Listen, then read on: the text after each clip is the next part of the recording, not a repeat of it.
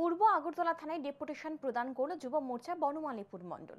ঘটনার বিবরণে জানা যায়, শুক্রবার রাতে যোগেন্দ্রনগর রেল স্টেশন থেকে দুই নেশা কারবারিকে আটক করে পূর্ব আগরতলা থানার পুলিশ। ধৃতরা হল রাজধানীর শ্রীলঙ্কা বস্তি এলাকার বাসিন্দা নাজির হোসেন ওরফে হৃদয় ও বিহারের বাসিন্দা শ্যাম কুমার সিং।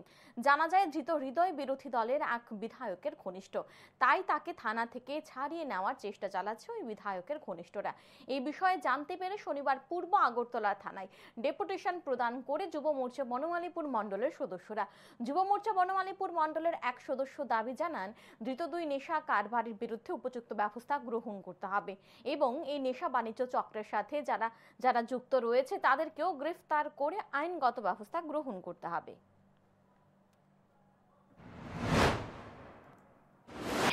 নেতৃত্ব স্থানীয় লোক, বিধায়কও বলতে পারেন, তারা নাকি খুব জোর কদমে তাদেরকে ছাড়িয়ে নেওয়ার জন্য প্রচেষ্টা চালাচ্ছে।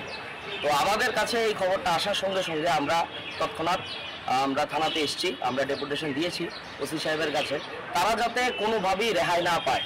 এবং আমরা আবেদন রেখেছি তাদের সঙ্গে যে 4-5 জনের আরও র্যাকেট আছে, তারা কালকে ধরা পড়েছে না, তাদেরকে অতি সত্বর যাতে অ্যারেস্ট করে এবং কঠোর থেকে কঠোরতম শাস্তি তাদেরকে দেওয়া হয়,